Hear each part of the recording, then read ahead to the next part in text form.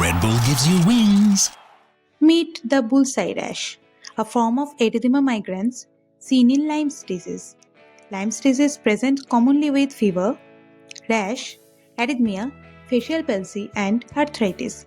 This disease is caused by Borrelia and transmitted through the bite of an infected Ixodes ticks. Now, the bull's neck. This appearance is caused by the pharyngeal diphtheria. This occurs due to neck tissue swelling and enlarged cervical lymph nodes. Besides this, bull's neck may also be seen in case of Ludwig's angina. This one is a bullseye lamp. It is used in case of ENT examinations like nose and throat examinations.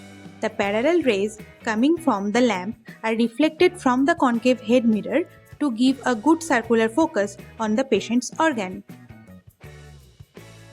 There is something called the Bull's law and the bullseye sign in dentistry, but as I am not a dentist and I have very little knowledge about this, so I am not explaining these things in this video. Next, the bullseye sign in CT. It is also known as target sign or target lesion. It can be seen in cases of liver metastasis and liver abscess, intussusception, some types of orbital fractures, buccal-concentric sclerosis, and pulmonary target sign in case of some COVID-19 pneumonia. In case of rectus femoris injury and schwannoma, bullseye sign can be seen in MRI. The bull's eye cells, also known as target cells, on a blood smear are RBCs with a central area of hemoglobin surrounded by a ring of hemoglobin and a clear zone.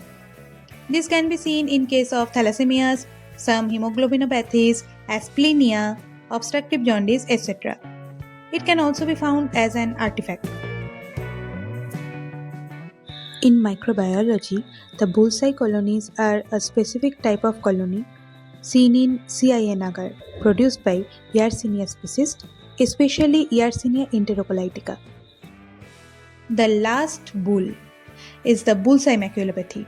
This pattern in ophthalmoscopy arises from degeneration of retinal pigment epithelium. This can be seen in chloroquine toxicity, Stargardt disease, cone dystrophies, rod dystrophies, benign concentric macular dystrophy. The treatment in this condition depends on the underlying cause. So that's for today. Toodles!